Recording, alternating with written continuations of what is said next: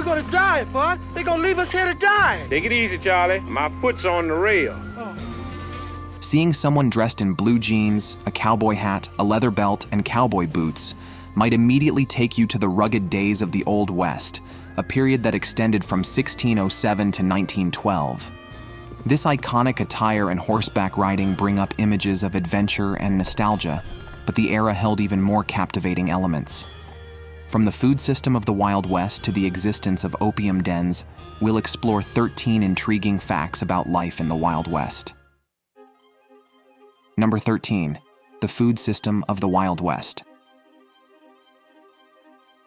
We'll start by revealing that their food system was more robust and resourceful than you might expect. In the Wild West, ranchers and settlers relied on a diet that included cattle, pigs, and chickens for meat, with hunting providing additional game like deer, buffalo, and wild turkey. Many settlers grew crops such as potatoes, beans, and corn, though farming was challenging due to rocky soil and arid conditions in many western states. Preserving food was crucial for surviving harsh winters and long journeys, leading to practices like smoking and salting meats, drying fruits and vegetables, and canning. Contrary to some assumptions, the diet of people in the Wild West was quite practical and nutritious. Breakfast typically included bacon or sausage, eggs, and biscuits, often accompanied by coffee made from hardtack, which was softened in water for consumption. For lunch, a hearty stew or soup made from leftover meats and vegetables was common, along with sandwiches and plain bread with preserves. Dinner, the main meal of the day, usually featured potatoes, beans, bread, or biscuits, and a meat dish such as pork or beef. Meals were often cooked in a Dutch oven or over a campfire. Despite the scarcity of fresh produce, dried fruits like apricots, cherries, and apples were stored and enjoyed when available, providing essential nutrients and energy. Many border villages in the Wild West faced isolation that limited their access to a variety of ingredients, which significantly impacted their food system. Settlers often had to make do with what they could trade or grow themselves. Cooking was typically done over open flames or in wood-burning stoves, which restricted the range of culinary techniques they could employ. One essential kitchen tool was the Dutch oven, which served multiple purposes, from baking and stewing to frying.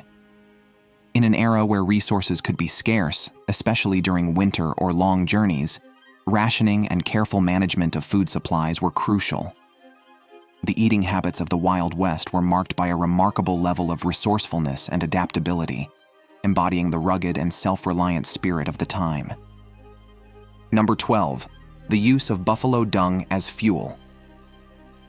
Life in the Wild West involved the resourcefulness of frontiersmen who often used buffalo dung, commonly known as buffalo chips, for cooking and heating.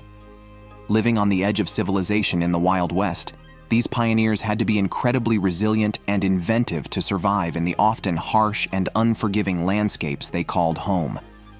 In the vast, treeless plains of the American West, particularly in regions like the Great Plains where buffalo herds roamed, wood was a scarce commodity. As a result, buffalo chips became a vital resource for frontiersmen who relied on the dried dung to fuel their fires. While the idea of cooking with buffalo dung may seem unappealing today, it was a highly effective solution at the time. When dried, buffalo chips burned slowly and produced a smokeless flame, making them ideal for both warmth and cooking. This practice highlights the ingenuity of frontiersmen, who were able to adapt to their environment by turning a seemingly unappealing material into a valuable resource. Number 11. The dirty conditions of the outhouses. In the Wild West, while some people ventured into the woods for privacy, many opted for the convenience of an outhouse. These basic structures, often located near the home, provided a practical and sanitary solution for relieving oneself. An outhouse typically consisted of a small, simple building with a pit dug into the ground beneath it. This rudimentary facility was usually made of wood, though some were constructed from stone. Inside, a wooden bench with a hole in the center was positioned over the pit. Waste would accumulate in the deep hole below, which was accessible through the opening under the seat. The dimensions of the pit varied depending on the size of the household and available resources. Once the pit filled up, the family would cover it with earth and dig a new one to continue using the outhouse. Maintaining an outhouse in the Wild West often meant relocating it periodically to manage the buildup of waste. To combat the unpleasant odors, many settlers used lye or lime, though these measures were not always effective. Outhouses frequently became havens for flies and black widow spiders, which posed a risk to those using the facility. The lack of modern plumbing meant that when an outhouse pit filled up, the resulting stench could become a significant nuisance for the surrounding area. With no advanced disposal systems, waste management was rudimentary at best. Toilet paper was a luxury few could afford, so alternatives like corn cobs, newspapers, or old rags were commonly used and stored in the outhouse. The entire situation was often far from pleasant, reflecting the challenging living conditions of the time. Number 10. Outbreak of disease. Disease outbreaks were a frequent and dire consequence of the poor hygiene and living conditions in the Wild West. In the 19th century, when a group of Mormon immigrants fell ill with cholera, many saw it as a form of divine retribution. This deadly disease also claimed the lives of numerous Native Americans, though it was less lethal to them compared to smallpox, which caused even higher mortality rates. Cholera, in particular, spread rapidly due to contaminated water and inadequate sanitation, often leading to death within hours from severe dehydration. The lack of effective medical care worsened the situation. Tuberculosis was another serious concern, transmitted through the air and affecting the lungs, causing symptoms like persistent coughing, fatigue, and weight loss. Smallpox outbreaks were particularly devastating before the advent of widespread vaccination, resulting in painful pustules and high fevers. Measles, marked by a rash, fever, and cough, was especially dangerous for young children, potentially leading to complications such as pneumonia. Typhoid fever, caused by contaminated food or water, led to high fevers, diarrhea, and abdominal pain, and was made worse by poor sanitation and the scarcity of clean water. Settlers often lived in cramped quarters with poor ventilation, making it hard to manage odors and maintain cleanliness. The constant influx of dust and dirt from the surrounding environment made it nearly impossible to keep homes and clothing clean. Frequent dust storms and muddy conditions only added to the struggle to keep living spaces hygienic. In response to their health issues, many settlers relied on herbal remedies and homegrown treatments. They used native plants and traditional methods due to limited access to quality medical care, especially in rural areas. Basic medical attention was often provided by local doctors or apothecaries, while advanced medical procedures were rare. The lack of regulation led to the prevalence of quack remedies and patent medicines, many of which had questionable effectiveness. Native Americans, already facing the impacts of displacement and conflict, suffered further from the diseases that spread through settler communities. In the tough and isolated conditions of the Wild West, the lack of medical knowledge, poor hygiene, and harsh surroundings made dealing with illnesses especially difficult. Number 9. Unqualified sheriffs. Interestingly, the sheriffs in the Wild West often assumed their roles with little to no formal qualifications. Unlike modern law enforcement officers, who undergo rigorous training and must meet specific educational and physical standards, many Wild West sheriffs were appointed or elected based on their reputation, local ties, or perceived toughness rather than any formal law enforcement experience. The role of a sheriff in the lawless and chaotic frontier environment was as much about maintaining order as it was about enforcing the law. Their responsibilities included managing violent disputes, dealing with livestock rustlers, pursuing outlaws, and handling vagrants passing through town.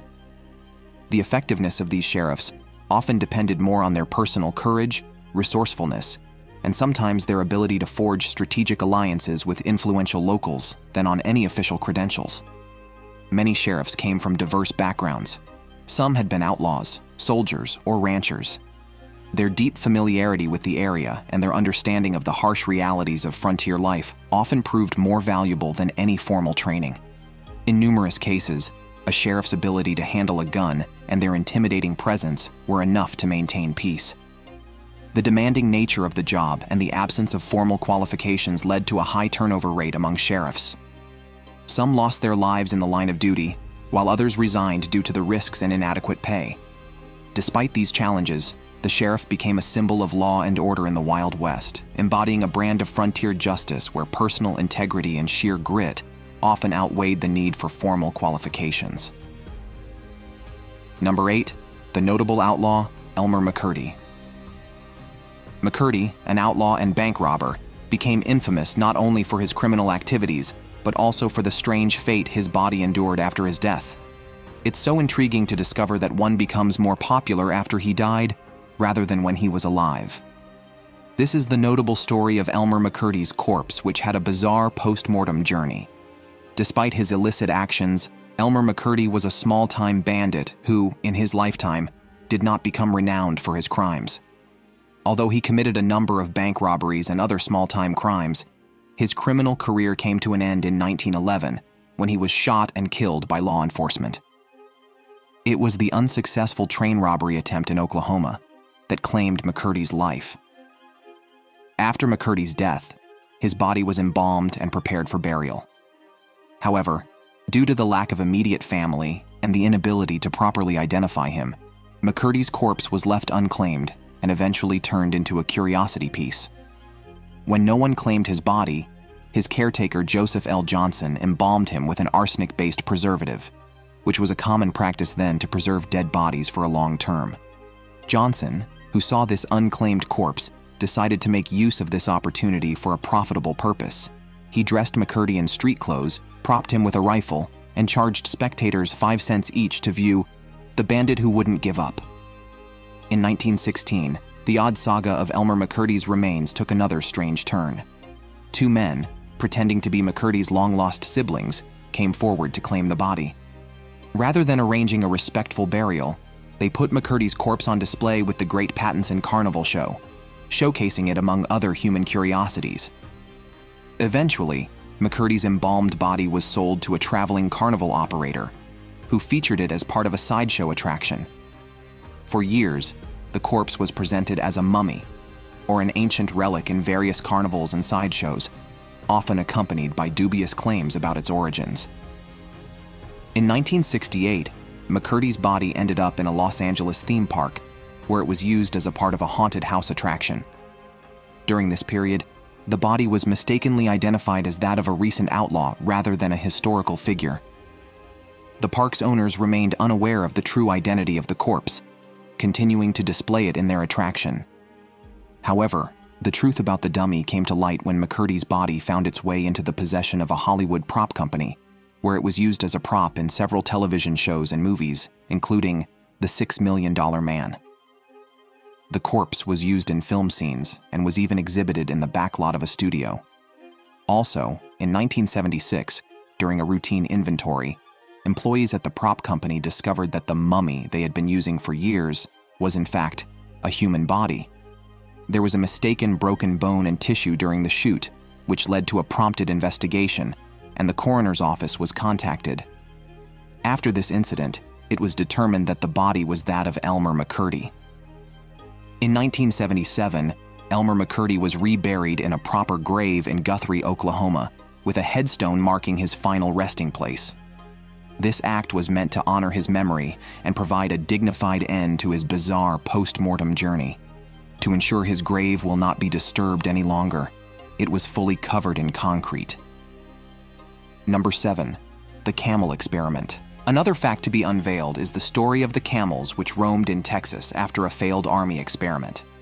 Under Secretary of War Jefferson Davis's command, the U.S. Army imported 75 camels costing about $30,000 from the Middle East in 1855. These camels were a part of a larger experiment in the American Southwest to assess their efficacy. His suggestion to bring in these animals was to solve the challenges posed by the region's vast, arid landscapes, especially given the absence of a transcontinental railroad at the time.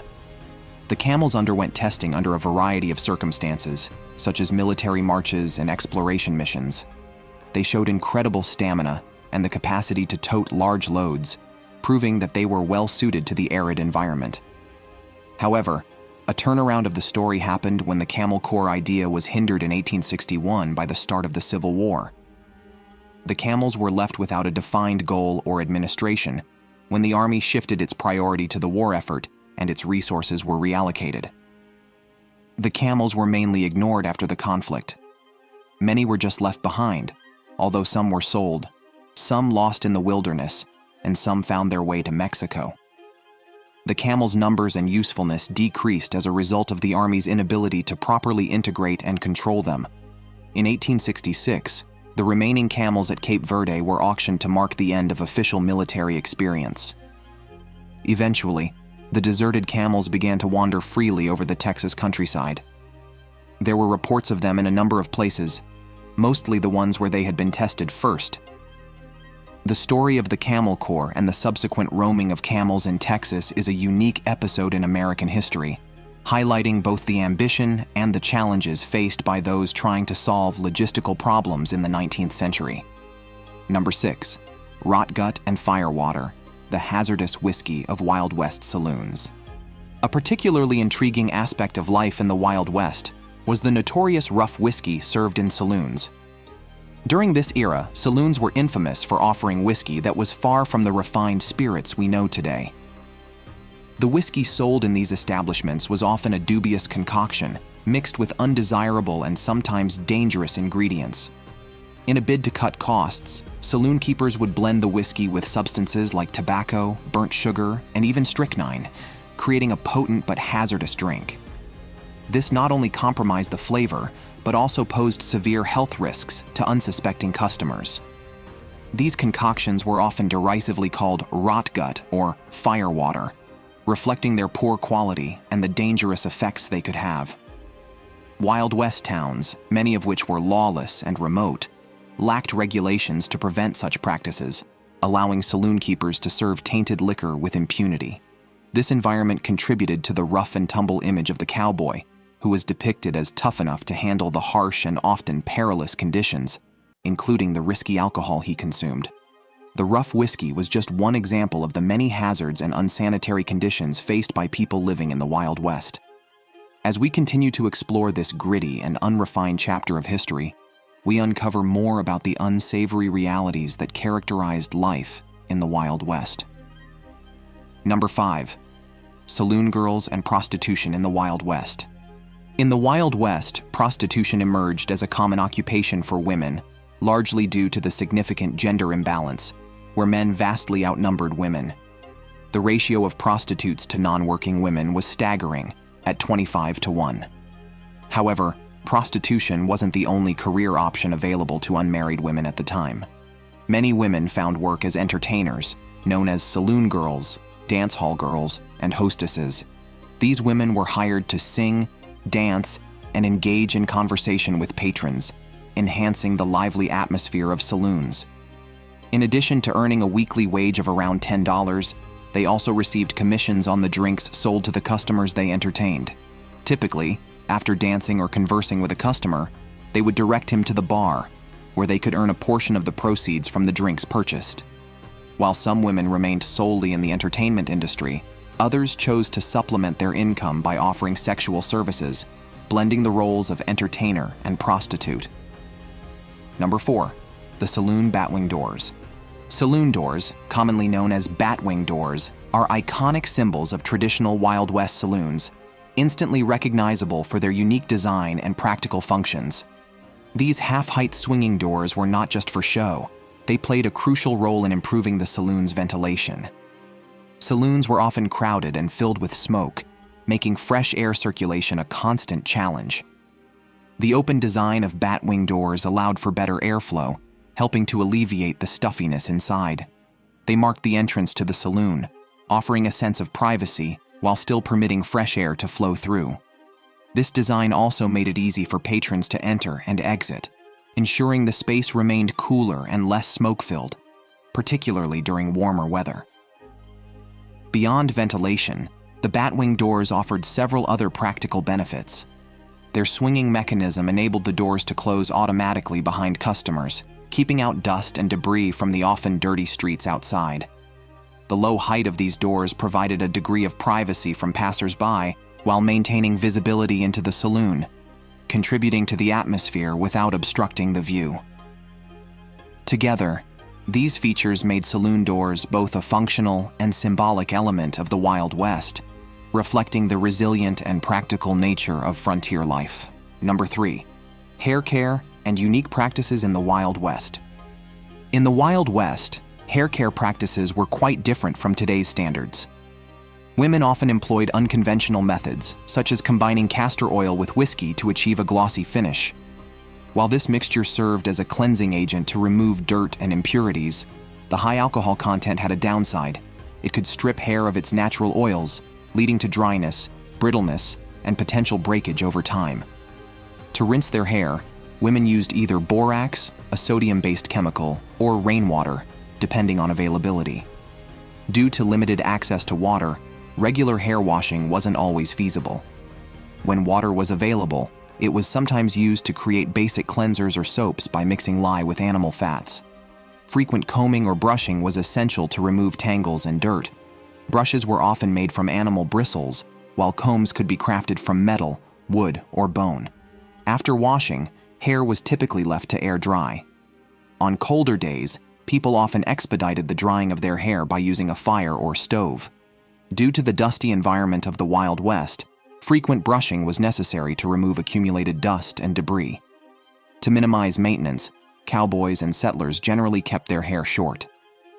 Facial hair was more common than full beards, and a well-groomed beard was a typical feature of many men's appearances. Both men and women used leather ribbons or strips to tie back their hair, which was practical for those engaged in hard work or travel. When it came to styling, the process involved thorough combing followed by curling with heated pencils. However, this method was not without risks. Many women suffered from hair damage and uneven split ends due to the heat. In the Wild West, the saying, "sharing is caring," had a different spin, especially when it came to hygiene.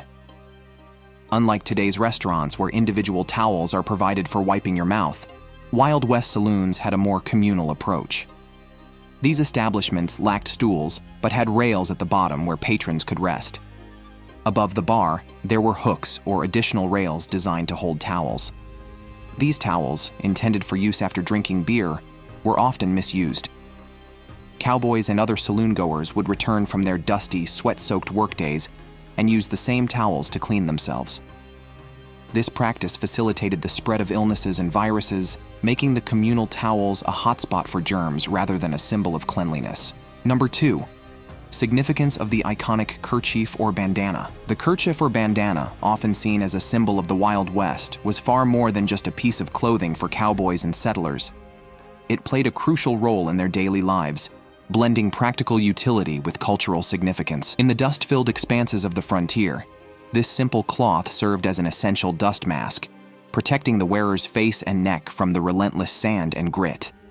Before the advent of sunscreen, it was also a critical tool for shielding against the harsh sun. During colder months, the bandana could be drawn over the face to fend off biting winds and keep warm. Its uses extended beyond protection. It was a versatile item for personal hygiene. The absorbent fabric made it ideal for wiping away sweat, cleaning hands, and even serving as a temporary towel. In dire situations, the bandana could double as a bandage or a means to secure splints, proving invaluable in emergencies when medical supplies were often unavailable.